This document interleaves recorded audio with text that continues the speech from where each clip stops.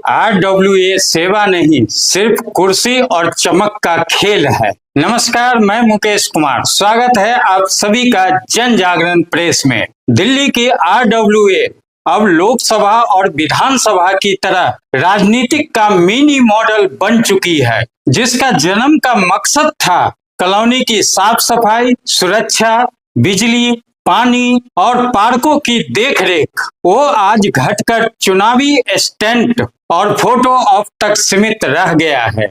कई RWA प्रधान अपने आप को सामाजिक कार्यकर्ता कहते हैं, लेकिन असल में पद पर बैठते ही समाज से दूरी बना लेते हैं। पूरे कार्यकाल में गली मोहल्ले का हालत खस्ता हाल रहती है। कूड़ा समय से नहीं उठता, नालियां गंदगी से भरी रहती है और सरकारी एजेंसी से संवाद की नाम की कोई चीज ही नहीं। लेकिन जैसे ही चुनाव करीब आता है, ये अचानक गली में घूमते दिखते हैं, हाथ जोड़कर वोट मांगते हुए। जैसे पूरे कार्यकाल की लापरवाही एक महीने की नाटकबाजी में छुप जाएगी।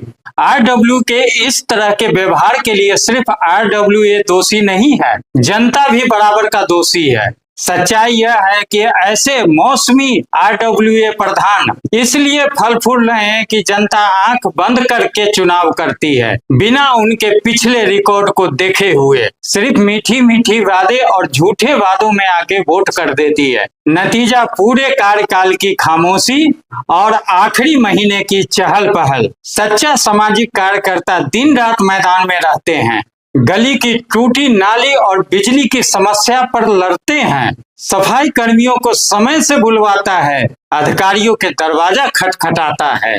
लेकिन हमारे यहाँ RWA के प्रधान नेता की तरह दिखते हैं, जो फोटो में मुस्कुराते हैं, स्टेज पर भाषण देते हैं और बाकी समय गायब रहते हैं। इसलिए अब जनता को भी बदलना होगा।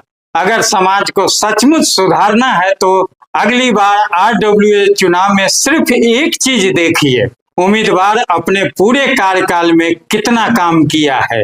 अगर वह चुनाव से पहले सक्रिय हुआ है तो उसे साफ साफ नकार दीजिए। RWA का मतलब होना चाहिए रेजिडेंट वेलफेयर एसोसिएशन, न कि resident waiting for election association. लोकतंत्र में वैसे भी जनता मालिक होती है, आखिर में जनता का फैसला ही सर्वोपरि होगा।